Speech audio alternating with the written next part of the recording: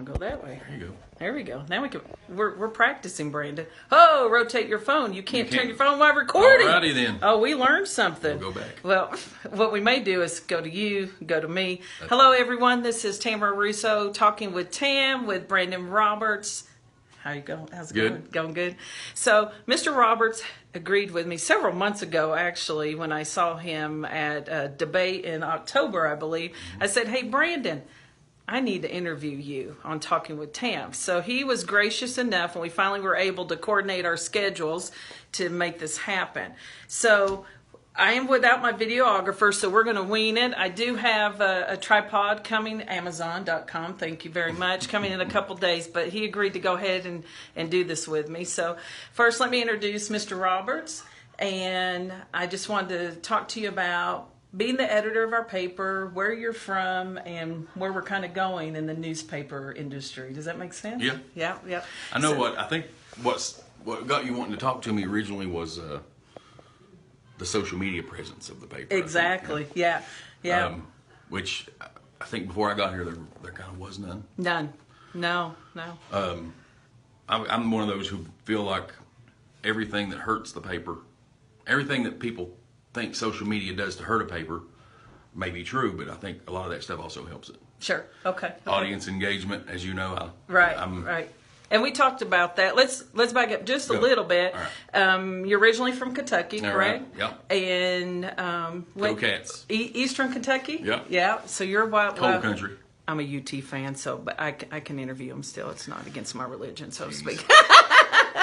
And you were, I Googled you. I love Google. It makes my job easier. You were with quite a few different papers. What I found interesting, though, Brandon, is that you were a business reporter at one time. Am I saying that right? Yeah. And how did you enjoy that? How was that? I like that. Did you? Yeah, and I think it brought some of that with me. Okay. But I kind of always did that before. Okay. I liked it. Okay. Especially that was a 50,000 circulation paper, Huntington, West Virginia. There's a lot going on. I mean, Carl Icahn, the billionaire, he owned most of the town that he'd never even been to. Okay.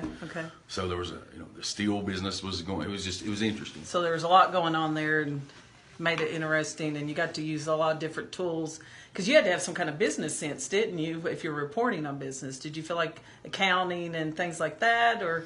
Well, yeah, there was a lot of money involved, like a lot of budgets and whatever. But the Huntington has a busy airport. Okay. You wouldn't think about, Allegiant Air was trying to get a nonstop from Huntington to Vegas. Well, that sounds pretty cut and dry, but it was a very big deal. Okay. They have a contract. Their pilots are union. They can't fly more than 9 hours in a day. It's a more than 9-hour flight. They want to do it nonstop. So here I am. I'm at the airport with Joe Manchin, Senator Manchin. Wow. Just me and him all day trying to figure all this out. And you're thinking, it sounds easier than.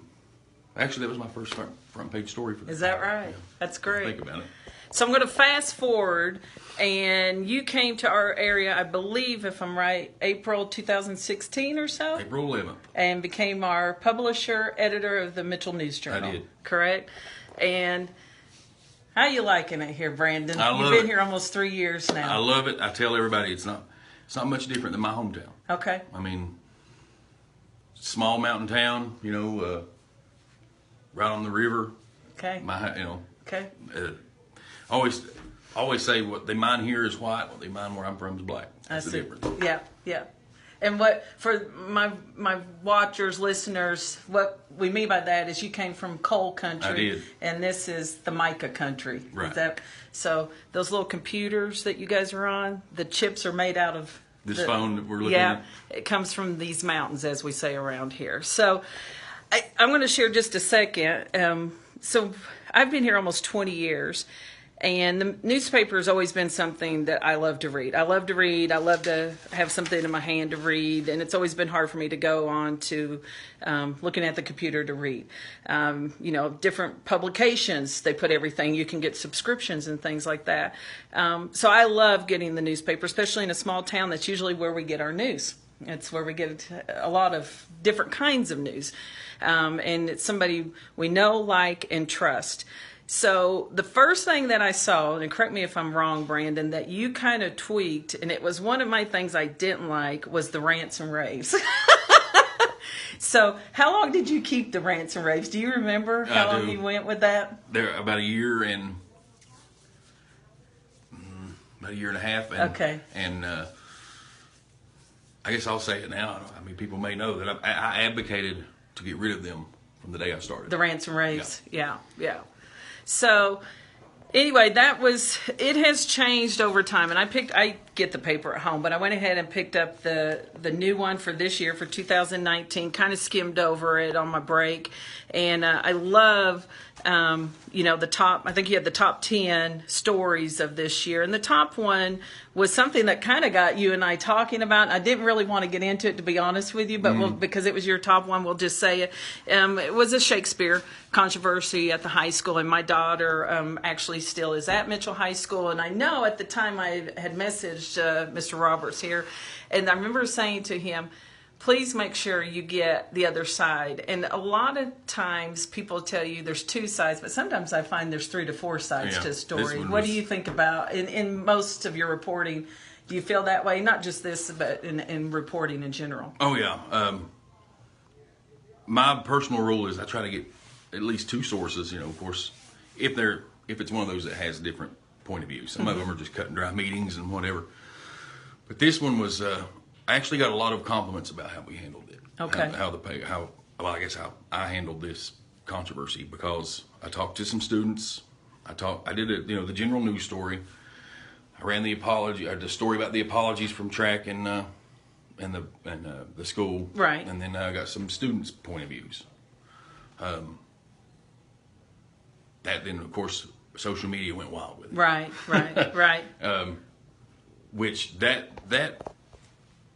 the social media response for that set of stories, I guess, is one of the reasons that I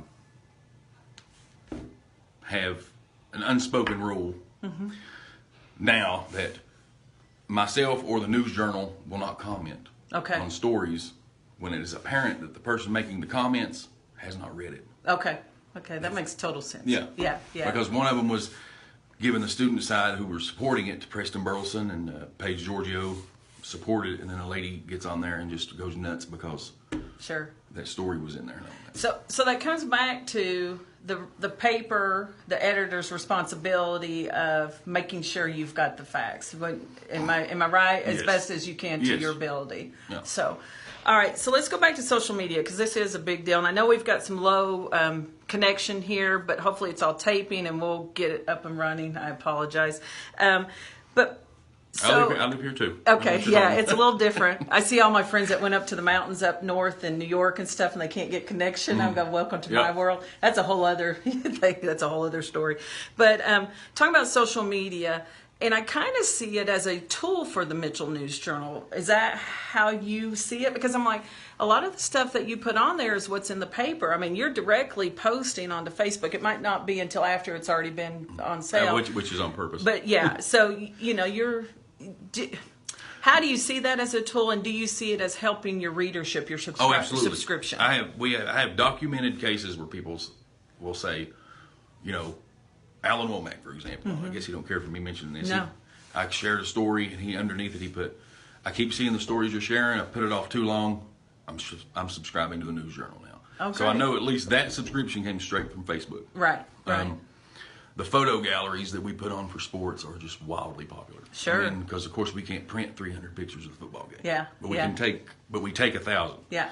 So I thought, well, I'm not going to let these great pictures go to waste. I'll just put them on, and I'll be leaving sporting events, and people like grab me and say, people I don't even know, and say, "Are you going to put this on Facebook?" Yeah. So, and then even Instagram, I use it. I use Twitter, and I just started a Snapchat, but oh, great! I didn't know that. And although I've evolved with technology, I'm gonna have to have my stepson show me. Yeah.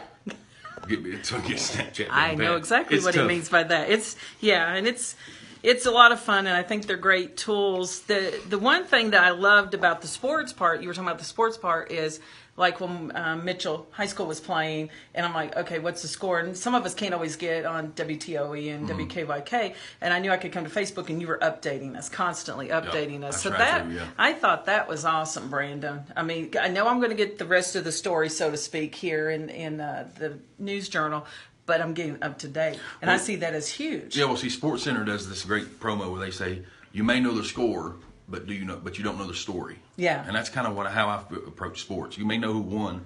Yeah. But you got to know how they got there. Sure. Sure. That's great. You know, I don't think people realize how lucky this community is to have their own paper with the social media presence that we have. Because there's a lot of communities this size that just don't have a paper, and they haven't for years. Yeah. And it's hard. We can't always trust social media for our news, you know. Well, we won't get into that. If I could convince people of that, that'd be great. So 2018 here in Mitchell County, we had a lot of what I call losses, some great people that we lost this year, and you covered that with Seth McKinney, and we've had some good things happen also this year, and just wondering, I know you see, I mean, reporters and editors, 2019 in Mitchell County. Is there anything you're keeping your eye on that you can share with us that I'm waiting to see what happens? Well, the economy, of course, will be, 2019, I feel like, is important. Yeah. Because we got to make up for 2018 with, Mike Brown and Knife and Fork and all this stuff. And then we got to get back to that point, and then we got to go on from there. Right. So I'd like to be more, because I consider the paper, but its job is to inform the public. Sure. But I feel like also its secondary job is to be a PR arm for this community. Sure. Which is one reason I want to rid of the rants and raves. If somebody's looking for a house or coming here thinking about opening a business or whatever, and they pick up the paper and they see the rants and raves, and some of the stuff in there was just, the best ones were the ones that did go in the paper. Sure. But I feel like, if they pick it up, they need to at least feel competent. Right. With what they're trying to do. Sure. That makes a lot of sense. Well, I know we've got a lot of changes. We also have the hospital. We're still in limbo right now with that, waiting for that to come up. And I feel like you're spot on when you talk about the economy here and things. And we also see some things, new restaurants, constructions happening, things people are wanting to move here. So I think your paper definitely highlights. That's one thing I noticed is that, it used to be a long time ago I could read the paper in about 3 minutes, and now I got to carve out some time because you cover a lot of different things and got some in-depth stuff there. So I know that's a great compliment from somebody.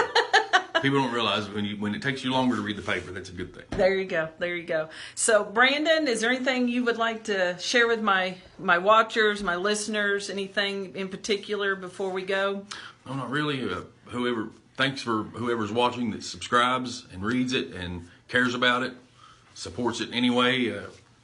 Keep it up. Yep, and if you have any questions, pop them in here. Mitchell News Journal's on Instagram, Facebook,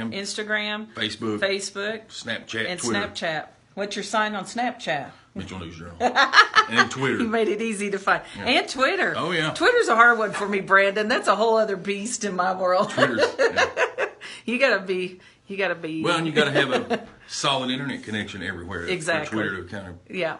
And it's hard, as you can tell. So I'm hoping this worked out, that we did well. If not, we'll do a take 2 in the next few weeks and do another one. We'll see how it goes. But I appreciate you coming on here live. We're talking with Tam. Share this, you guys, with all your friends. And if, like I said, if you have any questions, hello, Miss Joan. If you have any questions, pop them in here, and Brandon can definitely go back and answer them. Absolutely. And if there's anything for me, I'll come back. You guys have a safe and happy new year, and let's make it a good one. Take care. Bye-bye.